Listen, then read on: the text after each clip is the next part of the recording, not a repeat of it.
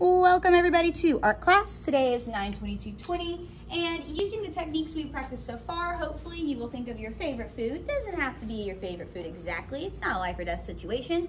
Pick a food you like, and then you're gonna create a graffiti design that aligns with the characteristics of that food. It is due by midnight tonight on Canvas, whether you are in class or virtual. So today we're gonna go through and we're gonna talk about graffiti. We're going to talk about how it's made, the process, what it looks like, why it's different from other art, all that good stuff. If you have any questions about anything I'm talking about, just raise your hand and I'll answer those bad boys as they come. Okay, so let me switch over. Oopsies, my PowerPoint. Boom, get rid of this guy, blow this guy up. Okay, so right up here, I'm going to leave it here instead of the presentation mode so that way you can see what's at the bottom. My table will not block it. Looking at this example, this person has used a variety of those drawing techniques I showed you in the video. We've got a block letter that's got surface area inside. I know it's blocked because the corners are nice and square. They're using some perspective here. We've got some 3D as well as some shading and some shadow detail. So not only are they using 3D, but they're also incorporating shadow as well, so they're using both. We've got an outline around the letters as well as the background. That outline is really helping make everything pop and be separate, as well as the color choices in general, right? Can anyone tell me something about the color choices that were made? Anything they're noticing? Like the fill color. It is bright. Most graffiti's got lots of bright stuff because they want it to be really noticeable, right? What else? That blue. If I were to take that blue out and change it with, let's say, yellow, what's going to happen? It's going to match with the yellow. Exactly. That is going to be way too similar to the fill color of your letters, and then it's not going to stand out, all right? So this artist made the conscious decision of, I'm going to use yellow, orange, and red super warm colors on the inside, and then I'm going to add some cool grays and blues to the edges of this to kind of break that up and make that really pop, right? And then this brown, again, I probably wouldn't have chose brown, but I'm not the artist. They did leave themselves that white outline there that does kind of help separate it and keep that blue contrast with the orange and red and yellow. We see several textures here too, right? We've got clouds, we've got drips, we've got bubbles, but then on the outside in this gray area, we also have what looks like to be like some rocky, cracked looking type of surface. This was not done with spray paint. Can anyone take a guess what this was done with? It was done with marker. If it were done with colored pencil, it would probably be a little bit softer in this fade. We know it's marker one because of this fade is it's very, I don't want to say sketchy, but it's got lots of lines. And because of the brown. Yeah, the brown you can tell. Exactly, yeah, in the brown area, you can see the streaks and like the little bits of white spaces in here and the different directions. This is one of the reasons that we don't really use marker that much. If we were gonna do this activity, a better material would be colored pencil, so you can get that really nice soft fade into colors, or pastels, because again, those can like smooth like paint and blend really, really easy. Okay, so we will not be using marker. In the past, I did let students outline in marker, but somehow communication always gets weird. There's always that one kid that does the whole thing in marker and it looks terrible. And then I have to be the mean person that's like, sorry, I'm not hanging that up. Ooh, sorry. So we won't be using marker, but this is still a pretty good example.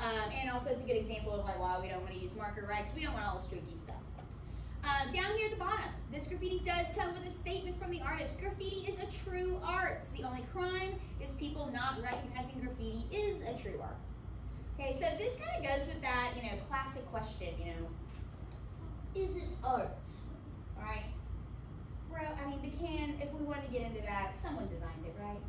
But graffiti, the question here is, it's not in a museum, right? It's not classic art. Now, it is more modern. It's the everyman's art, right?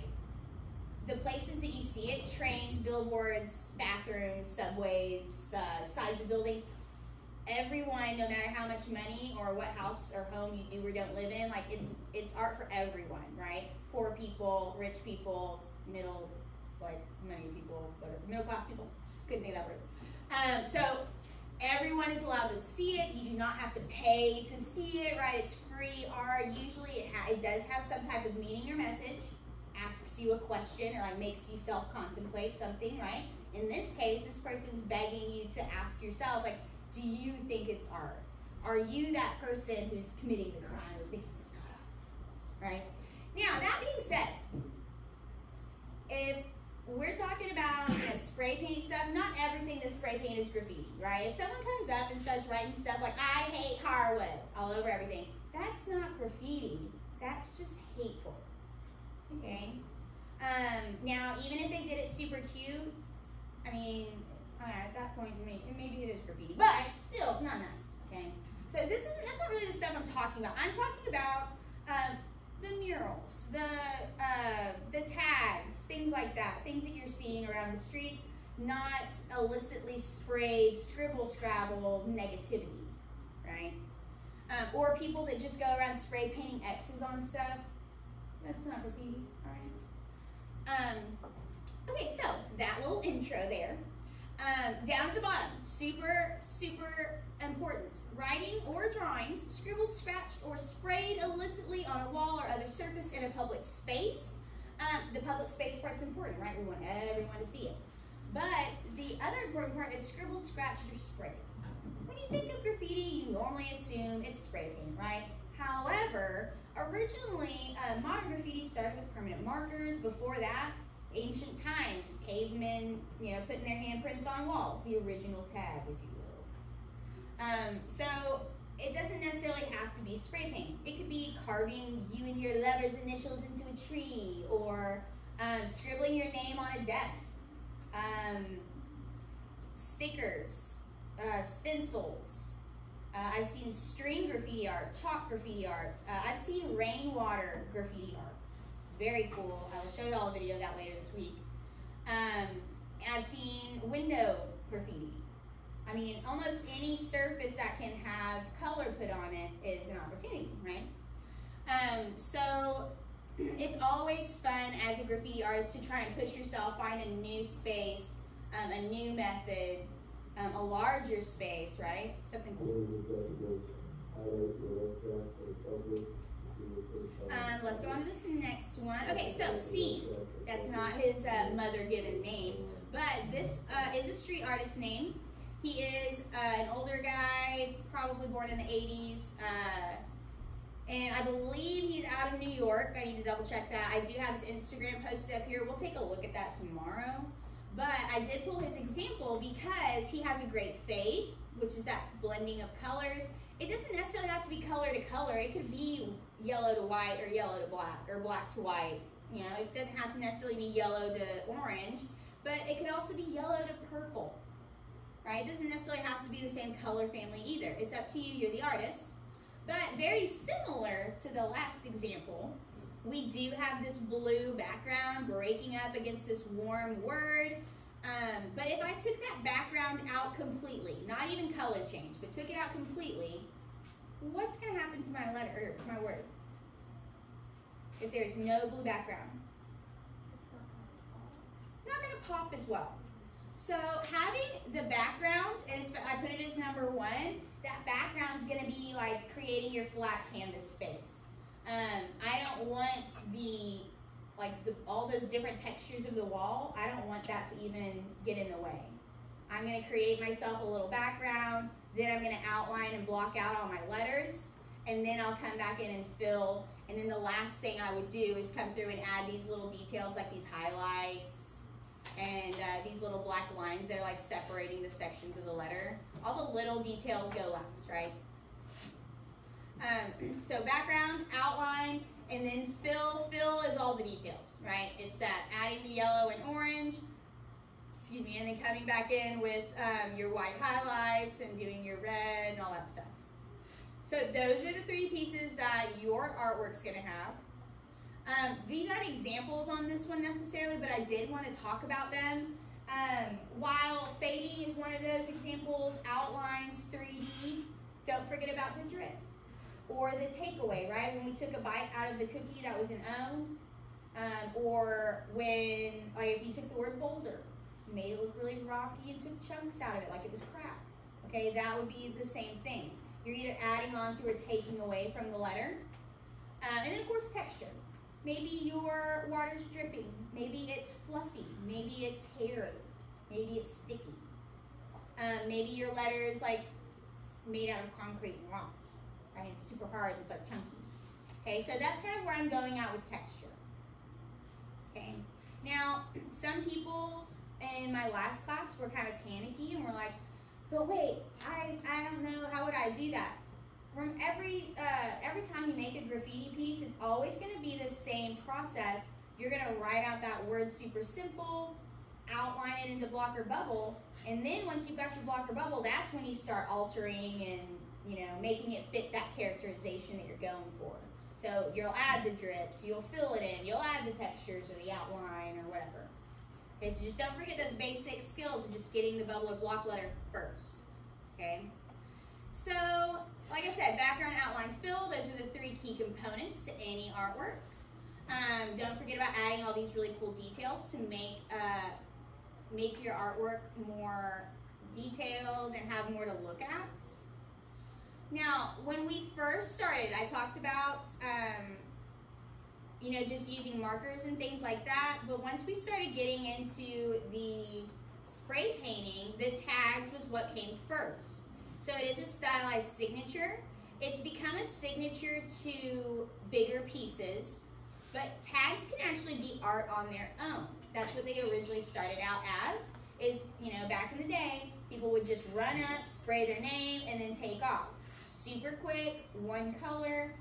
You could be in a high foot traffic area, and by the time someone tried to stop you, you're already done and you're running off. You know what I mean? So this is like super quick, super easy, novice, like beginner stuff, right? Some of them are hard to read, like this one.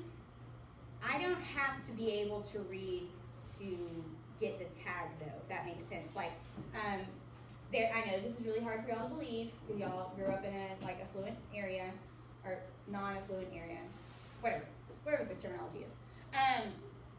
But there are people in the United States, very large communities of people who still cannot read at your age and at my age and adults and all that stuff. So even those people can create a tag or artwork and not have to be able to read it, right? Because letters can be symbols for this.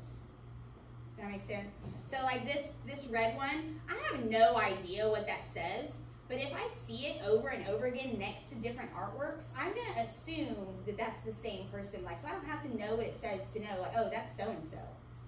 Or that's like that homegirl that did the other one, or homeboy, whereas like this one up here, Baby Bates, much easier to read.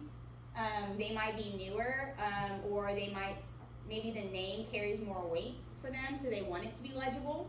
It just depends on the artist. But like I said, beginner, step 1, one color, super quick, move on, okay? But then we evolve, right? This is what was going on, and then a guy named Phase 2, obviously not his mama given name, but he is a famous artist, again, out of New York.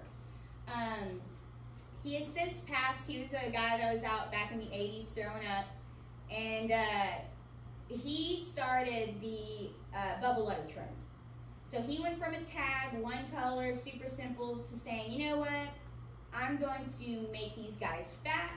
I'm going to give myself surface area. So now he not only is he taking up more space, it is his message more like aesthetically pleasing, right? If I walk up and I see something scribbled in a single color, I'm just probably going to walk past it. Whereas if I see something really big and bubbly and easy to read from far away, a lot more people are going to register that, which was important at the time for graffiti if you're trying to get your art out there and have people recognize it, right? So he made them fat, started using more than one color.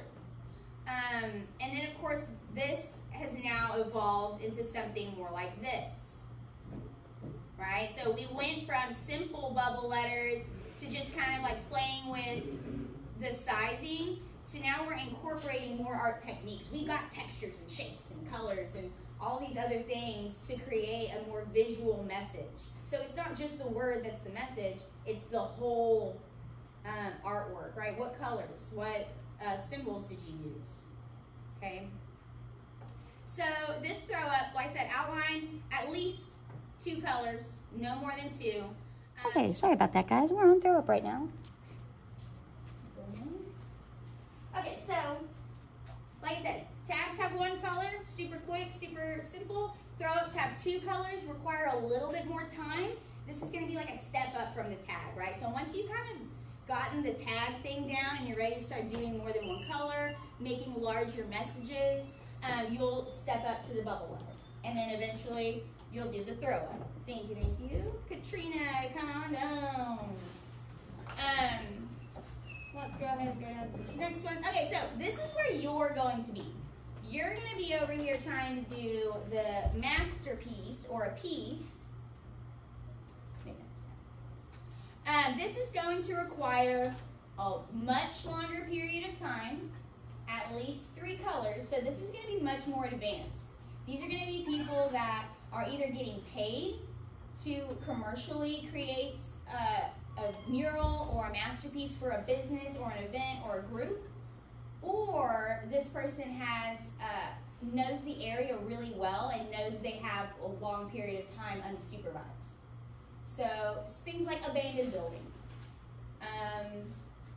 Maybe if there's a billboard that is in a really rural area maybe that you know not a lot of people drive by, so you'd have time to go up there and mess with it before anyone called the cops, right? So basically anything that is a large area that you will have plenty of time to be in, okay?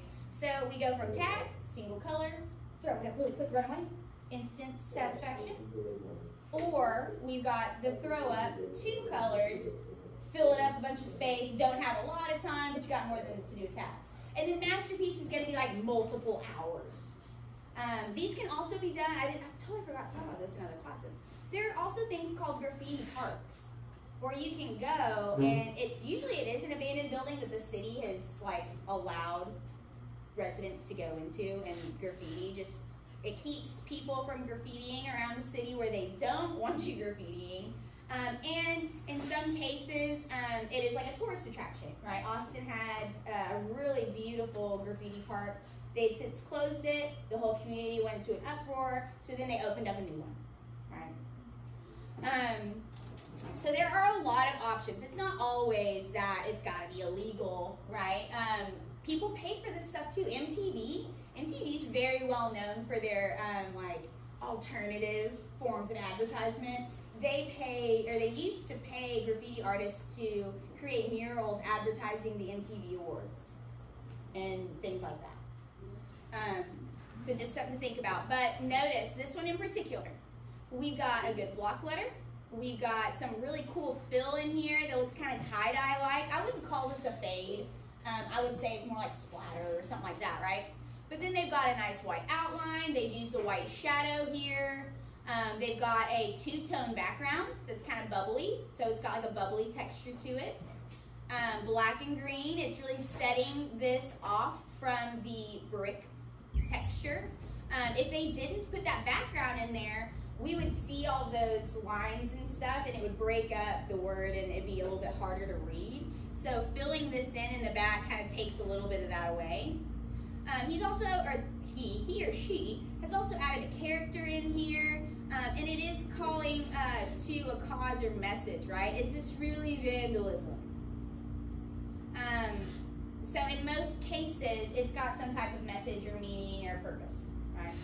Very rarely do you run across some type of artwork that is just nonsense up on the wall. It's usually someone that might have, it's like a beginner starting out. but most professionals or people that have been doing it for long periods of time, a lot of planning goes into it, and every decision's for a reason, right? So let's talk about that decision-making process real quick while we're looking at this awesome bubble letter example. So, graffiti artists, or taggers, if you will, they have a sketchbook as well, but they don't call it a sketchbook because they're super cool. They call it a black book, or I wouldn't say little black book, but they call it a black book. This is where they will sketch everything out, whether it's in pencil, pen, permanent marker, whatever that artist prefers to use. It's their book. They're going to sit there, sketch it all out, write down dimensions, right? Like this would be a great example for that wall over there. Oh, I could do it 10 foot by 11 foot. It'd be beautiful, blah, blah, blah. They're also going to have in there like what colors things are going to be. Because if you go out somewhere, okay, hardwood, for example, not that any of these sweet angels would ever do this, but say you're going to come and tag hardwood, right? We've got giant, beautiful walls that are nice and blank for you guys to color up. You need to have a plan, know how big your canvas is going to be, and you got to pre-pick your colors because you've only got maybe like an hour, maybe. And that's if you have timed it out and everything, right? So not only are you prepping by going and like seeing the spot you're going to actually place it, but you've also got to like write down in your sketchbook your design plan, as well as your plan out your materials. You're going to show up and only bring what you need. You don't want to sit there and dig around trying to find a color. You should have already picked it because you're wasting time making decisions that should have already been made. You're just going there to put it there. The shortest process should actually be making the art. The longer process is the planning. Okay. So that being said, this one obviously is going to be more of a commercial or purchase mural. I'm not really sure what the deal is with the is part, but this definitely should say crush it because I don't know what is crush it means. But this might be like the logo for the company that this is at or something, like maybe it's insurance sales, crush it, I don't know. But that could have something to do with the company logo. But notice here, as far as the graffiti and the details go, we do have a fade down here at the bottom with the purple to red. They've added some really cool red highlights with some white highlights over it that kind of make it look a little neon, kind of neat. But then of course we do have this two-tone. I'm not calling it a fade because it's very much like separated. But we do have this second color up here. Notice they've taken this aqua and introduced it to the bottom. They've taken some of this like magenta, purple, like middle tone, and they've introduced that to the top so that both sides are kind of popping out against each other. And then of course we have this really nice dark rich background that all of this is much lighter than. Looking at the solid color, there's not just a solid flat color either.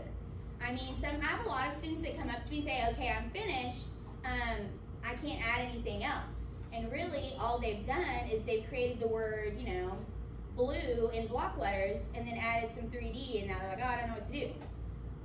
I mean, this right here is all one color, but it's like different values, right? So we've got turquoise, but then we've got some dark turquoise, white, and light turquoise detailing that just keeps your eye moving. It keeps drawing you in. There's always something else to look at with this instead of them just going on there and writing crush in black block letters and walking off.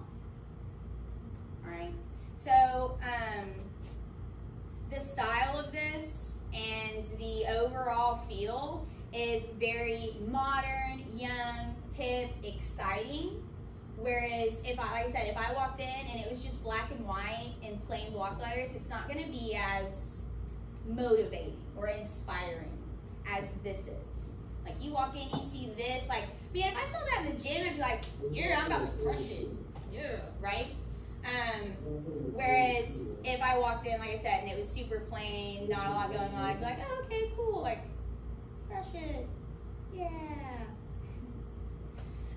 So, like I said, bubble letters. Phase 2 was our homie. He really evolved us to this standard, and we love it. Remember, they are rounded at the ends. That's what makes them bubble instead of block letters. Some of those key characteristics, right? Now, wild style.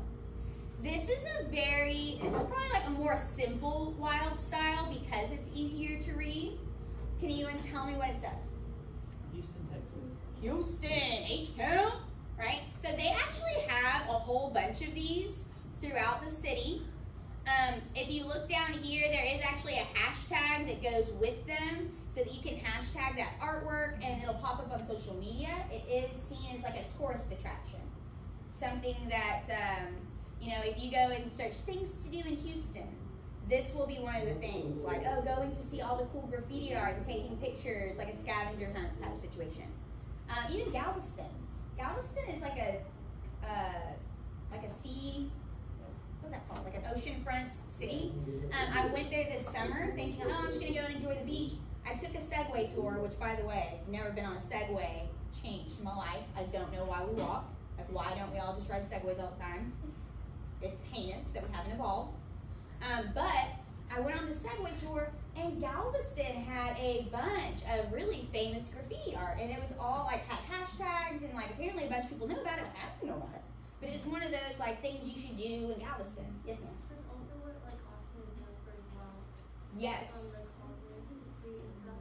Yeah, and that's another one. I have examples from Austin, Galveston, and San Antonio. Miss McGee, y'all know Miss McGee, right? Yeah. I was gonna say she was here when y'all were in 7th grade. She went with me to Austin, and so I have pictures of me and her in front of some of the graffiti. I'll show you guys. I couldn't find the "I love you so much." You know, the one that's just like it's simple letters that like everyone has pictures with. That's the only one I couldn't find. But I'll show you the rest of them though. Yeah, I love it, love it, love it. A lot of big cities. I mean, like LA, Atlanta. Chicago, obviously New York. New York was like the pinnacle of graffiti for a really long time. But yeah, so, I'm sorry, back to wild style. So wild style is complicated construction of interlocking letters. It is considered to be like an inside joke to those who do graffiti or who are knowledgeable, like know about graffiti, because it's pretty undecipherable to people that don't know it. The interlocking letters can be tricky. It's meant to be hard to read. Like I said, kind of like I know what that is, but he doesn't, because he doesn't do graffiti. So, like I said, this is a very simple one, but let me pull up, I think I still have it. Maybe not, hold on, let me find it. Wild style.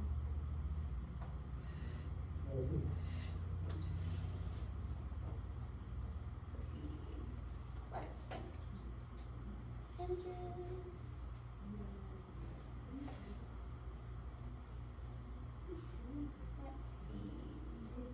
Oh, okay, here's a good one.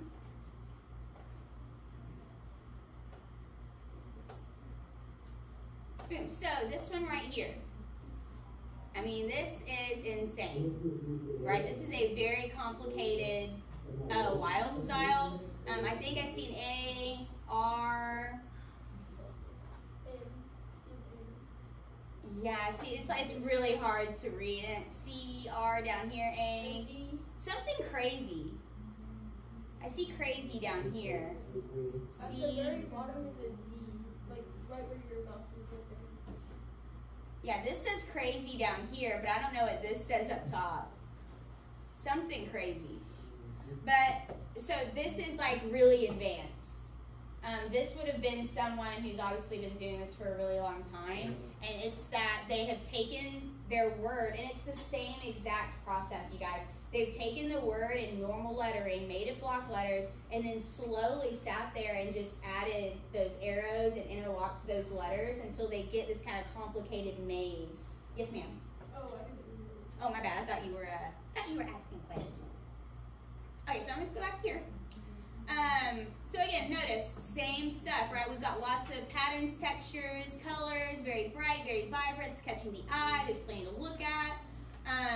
But even though all those things are happening, it's still legible because of things like these black outlines and this white spacing around. It's allowing for that word to still pop out and be on its own, even though it's among all of these other colors.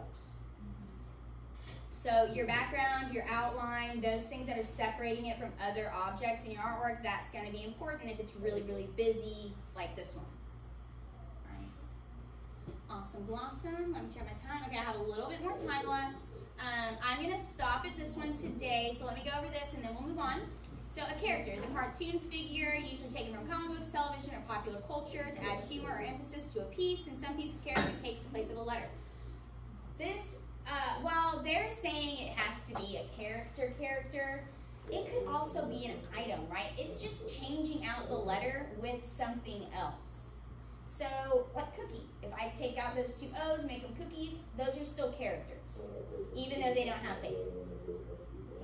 Which is actually really funny, because if you think about it, in English, letters are characters. Get it? Get it? Okay, cool, all right. So, this example we have on the board, who is that? Donald Duck. Yeah, it's Donald Duck, but close. Now, I was told that he is actually public domain, so apparently you can recreate him. However, for characters that are not public domain, that you're not allowed to create, that's like copyright people, you're going to do stuff like this artist has done, and you're going to add stuff to your character. Like, he's never been pictured in Disney with a flat bill trucker hat on, okay? And if he has, you point him out. Another one I've seen lots of SpongeBob's where it's SpongeBob in a different outfit. So it's basically like they put enough on there so you know it's that character, but they change enough to where it's not copyright and you still get the idea, the reference, right? A lot of people ask, like, why would you choose Donald Duck? Why would you choose SpongeBob, right? Especially when a lot of artists are adults. This is because of that symbolism, right? There's usually nothing put in artwork unless it's got a reason. When you see something like a child's toy or a child's character, it's usually harking back to childhood, those memories of being young or innocent. So looking at this, this kind of plays that, like, you know, little kid character, but he's kind of being naughty. So this to me kind of makes me think of like the kid that grew up and kind of got in trouble or whatever. But there's been a lot of other examples that have to do with war and political issues where they will bring in characters from cartoons to talk about how like children or young people are affected by something. But yeah. So, like I said, I'm going to go ahead and stop here. Tomorrow we will finish up this PowerPoint, and we are going to take a look at 3 artists, one of which is Peter McPherson? I need to figure out how to say his last name. But he is a local graffiti artist who does murals commercially. He's a very, very well-paid artist that I have gotten a chance to be in contact with. So if everything goes according to plan, he will get to come into class and show you guys how to do some real graffiti stuff. Here he comes. This will be our first like in-artist like thing. And if like he wants to, I'm gonna be like, yeah, bro, you can totally drink some spray paint as long as the kids don't touch it. Or I'm gonna be like so excited. Anyways, okay, so I'm gonna end this, and you guys, if you've got what 3 minutes left, I think. Go ahead and hang on to your sketchbooks. If you want to take them home and work on them, you're more than welcome to. But tomorrow, like I said, when you come in, we'll finish the PowerPoint and talk about all the fun stuff. You do not have to turn in your sketchbook today. I'm going to pull it tomorrow and look at it.